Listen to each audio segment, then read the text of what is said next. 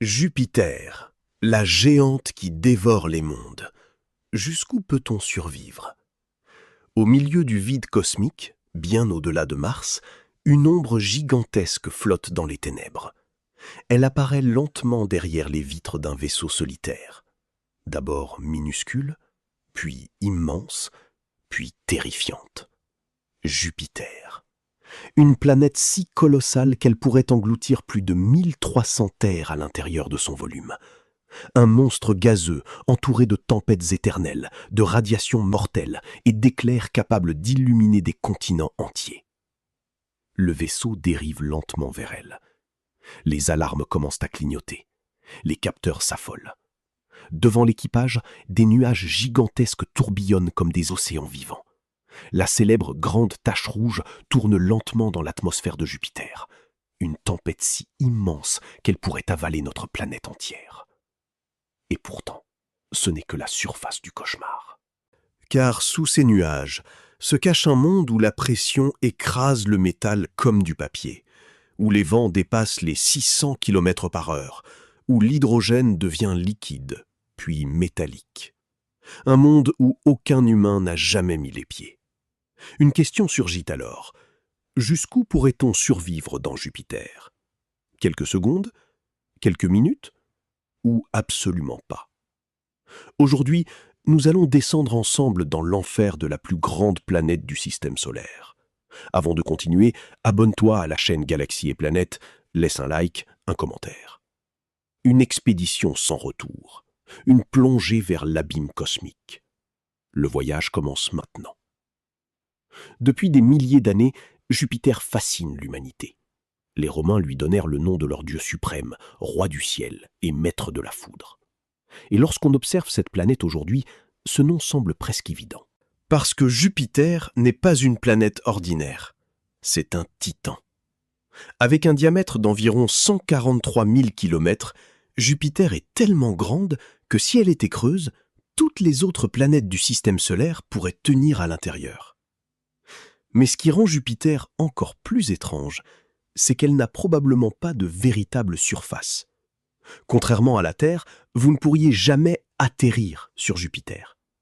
La planète est principalement composée d'hydrogène et d'hélium, les mêmes éléments qui composent les étoiles. En réalité, certains astronomes considèrent même Jupiter comme une étoile ratée.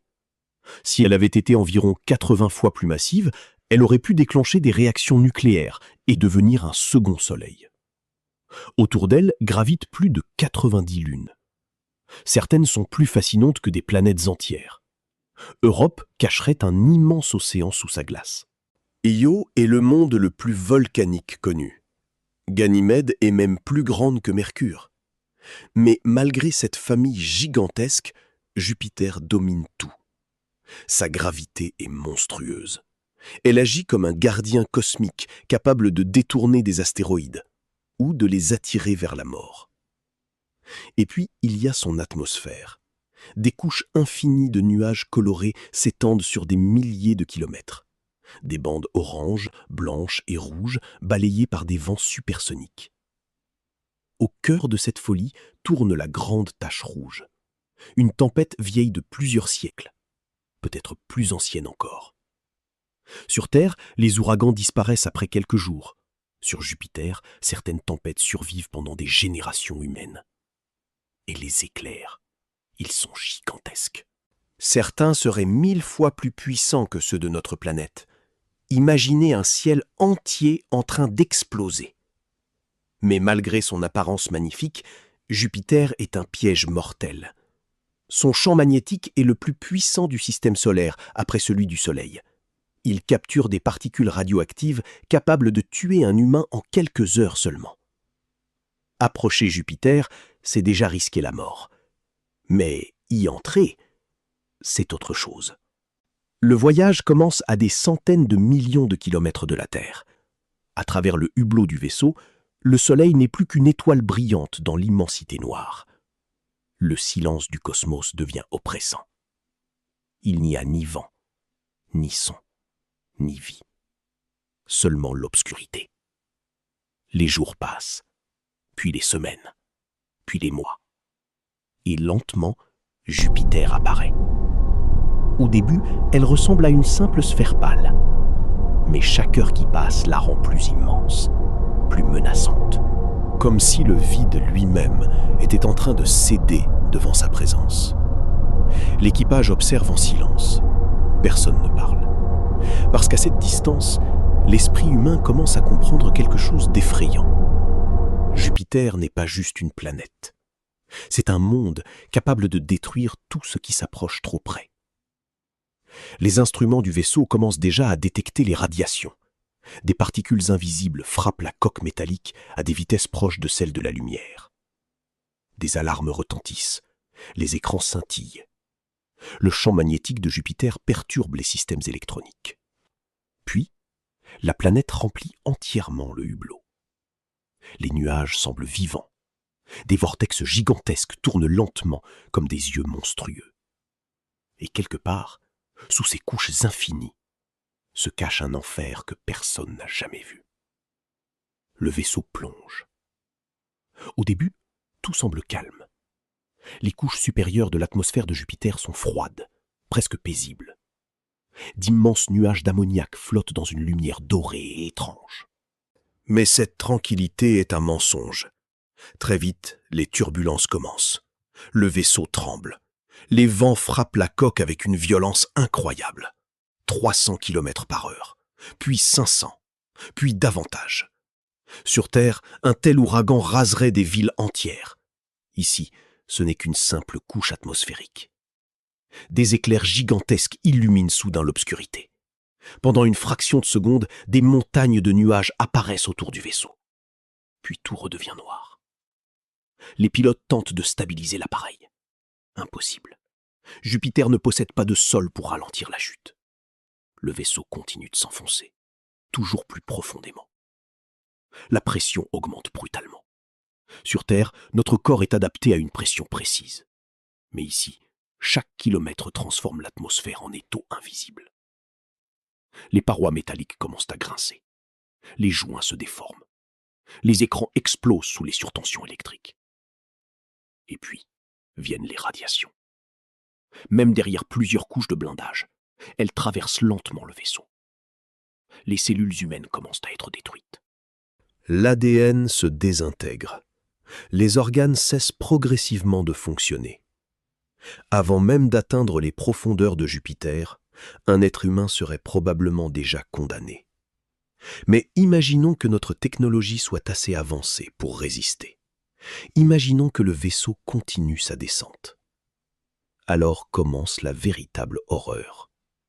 À environ 100 km sous les nuages visibles, la lumière disparaît presque totalement. Le ciel devient sombre, dense, étouffant. Les nuages d'ammoniac laissent place à des couches plus profondes, riches en sulfure d'ammonium et en vapeur d'eau brûlante. La température grimpe rapidement. Le vaisseau est secoué dans tous les sens. À ce niveau, un humain sans protection mourrait instantanément. Le manque d'oxygène provoquerait une perte de conscience en quelques secondes. Puis la pression écraserait les poumons. Le sang commencerait à bouillir dans certaines zones du corps, tandis que d'autres seraient compressées avec une violence extrême. Et pourtant, ce n'est encore que le début.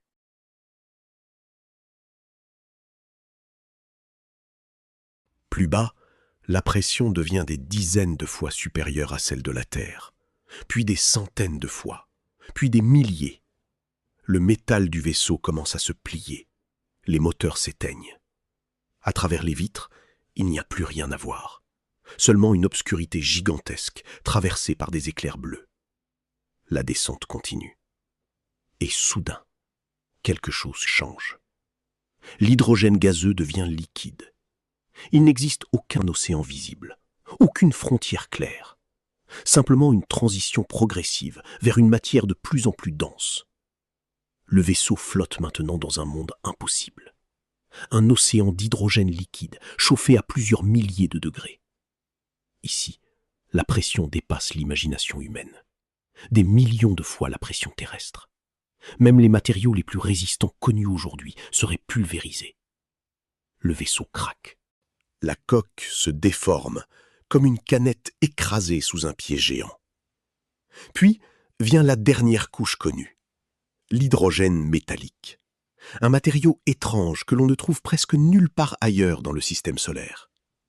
Sous une pression titanesque, les atomes d'hydrogène se compressent tellement que leurs électrons circulent librement, comme dans un métal.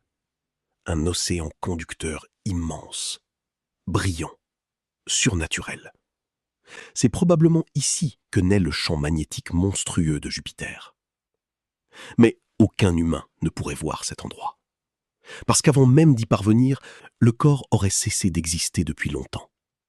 Les os seraient broyés, les organes liquéfiés, les molécules elles-mêmes déformées par la pression.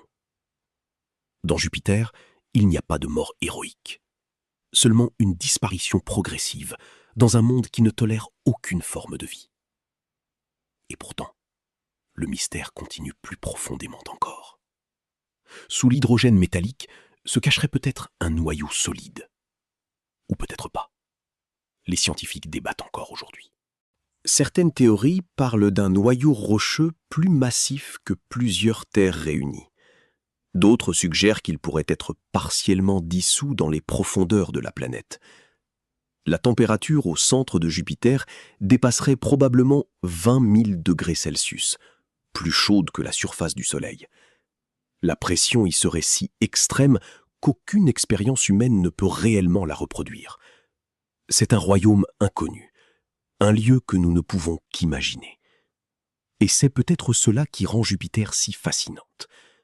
Nous savons qu'elle existe, nous observons ces nuages depuis des siècles, mais son cœur demeure caché sous des dizaines de milliers de kilomètres d'atmosphère meurtrière, comme un secret cosmique que l'univers refuse encore de révéler.